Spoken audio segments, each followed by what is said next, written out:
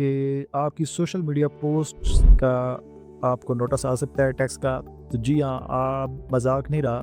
अब पाकिस्तान में एफबीआर की जो नई हकीकत है वो यही है। फेडरल बोर्ड ऑफ रेवेन्यू ने टैक्स चोरों को पकड़ने के लिए एक ऐसी ज़बरदस्त और अजीब सी मुहिम शुरू की है, तो जो सीधी आपकी डिजिटल ज़िंदगी के हिसाब से अंदाज़ा लगाएगा कि क्या हो रहा है। तो आइए देखते हैं कि पाकिस्तान की मईशत के ऊपर इसका क्या असर होगा और बेसिकली है क्या।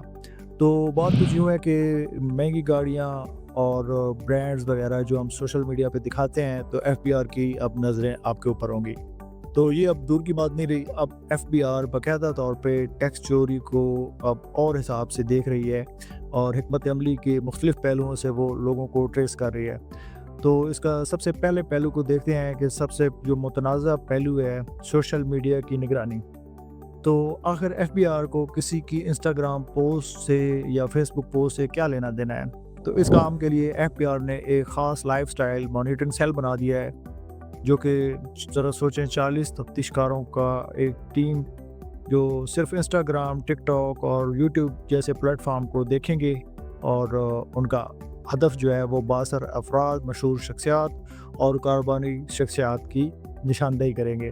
उनके ऑनलाइन तर्ज़ ज़िंदगी टैक्स गोशवारों से मुआवजा करेंगे और सोशल मीडिया पोस्टों को टैक्स वसूली के लिए बतौर सबूत के तौर पे पेश किया जाएगा। लेकिन इस सख्ती की वजह क्या है, ये एक सवाल है। तो ये एफबीआर अब इतनी सख्ती करने क्यों जा रहा है, ये एक आपके ज़हन में भी एक सवाल होगा, और ये जारहाना हिकमत अमली के पीछे असल वजह क्या है। तो एफबीआर को लगता है कि जो लोग टैक्स डिक्लेयर करते हैं उसमें और उनके लाइफस्टाइल में बहुत बड़ा तज़ाद है, जो कि उनकी लाइफस्टाइल के साथ मिसमैच करता है। और ये एक कॉमन प्रैक्टिस भी है कि लोग नील रिटर्न ज़्यादातर फाइल करते हैं या अंडर द स्लैब्स करते हैं। तो अब पूरी जो पाकिस्तान की टैक्स टू जीडीपी तनासब है वो 9% है। मतलब मुल्क अपनी पूरी आमदनी का सिर्फ 9% हिस्सा टैक्स जमा करवाता है। अब आपके ज़हन में एक सवाल होगा कि हम तो टैक्स बहुत ज़्यादा देते हैं। तो इसका मतलब ये है, जो कि एफबीआर खुल के नहीं बताता, गरीब लोग ज़्यादा देते हैं और अमीर लोग टैक्स कम देते हैं। वो कैसे? क्योंकि गरीब लोग से ये निकाल लेते हैं और अमीर लोग अपनी आमदन छुपा देते हैं।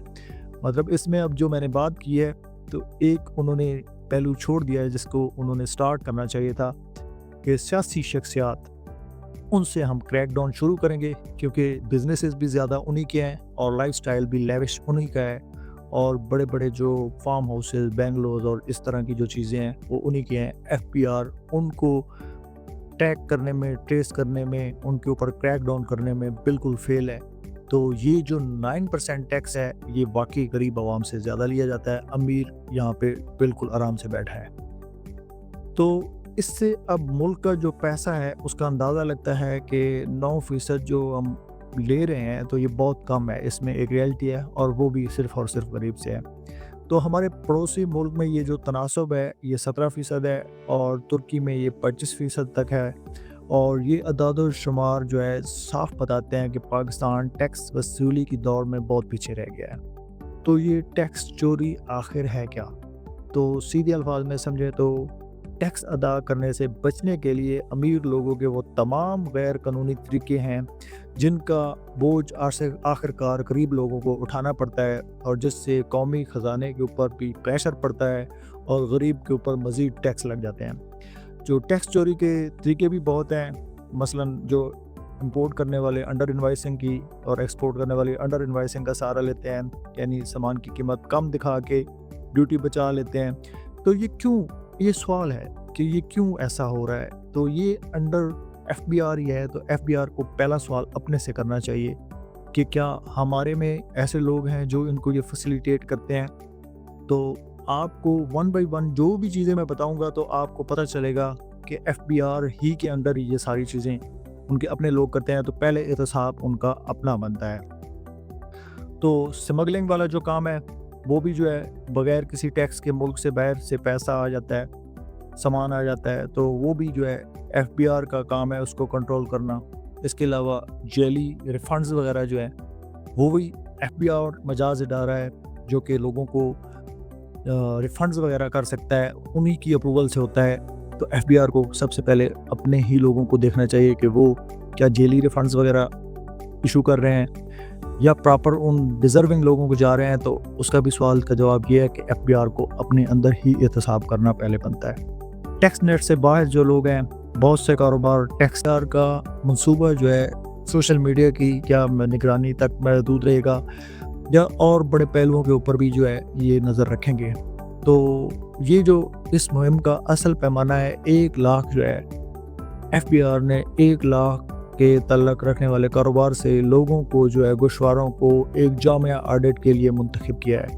یہ پاکستان کی تاریخ کی جو ہے نا سب سے بڑی آڈٹ مہم میں سے ہوگا ایک طرح سے. تو اس بڑے آڈٹ کا نشانہ کون ہے؟ تو ایف بی آر کی خاص طور پہ ان کاروباری افراد پر نظر ہے جنہوں نے پچھلے سال کے مقابلے میں اس سال کم ٹیکس ادا کیا ہے یا گوشواروں میں اپنی معلومات چھپائی ہے یا اثاثے کم ظاہر کیے ہیں. لیکن ایف بی آر نے یہ بھی واضح کیا ہے کہ جنہوں نے ایمانداری سے معلومات فراہم کی ہے انہیں بالکل پریشان ہونے کی ضرورت نہیں ہے. تو یہ لوگ بیسیکلی ہیں کون؟ تو یہ کاروباری لوگ، زیادہ تر ان کا تعلق سیاسی لوگوں سے بھی ہوتا ہے. تو اب یہ دیکھنا ہوگا کہ ایف بی آر ان کا ایکشن پلان کیا کرے گا. تو متشبہ افراد کی جو فہرستیں ہیں وہ تیار ہو چکی ہیں. تربیت یافتہ جو آڈیٹر جو ہیں ان کو بھی ہائر کیا جا چکا ہے. اب مالیاتی جان پڑتال ہوگی جو ایف بی آر کے مطابق نیل ٹیکس ریٹرن کی جاتی ہے یا انڈر سلیبز کی جاتی ہے تو ان کے اوپر کریک ڈاؤن ہونے والا ہے. تو دوسرے لفظوں میں جو کنسلٹنٹ حضرات اس میں فیسیلیٹیٹ کرتے ہیں یا ان کو سمجھ نہیں ہے کہ کس طریقے سے ریٹرن کرنی ہے تو وہ بس فارم فل کر دیتے ہیں. تو اب ان لوگوں کو یہاں پہ مسائل آنے والے ہیں.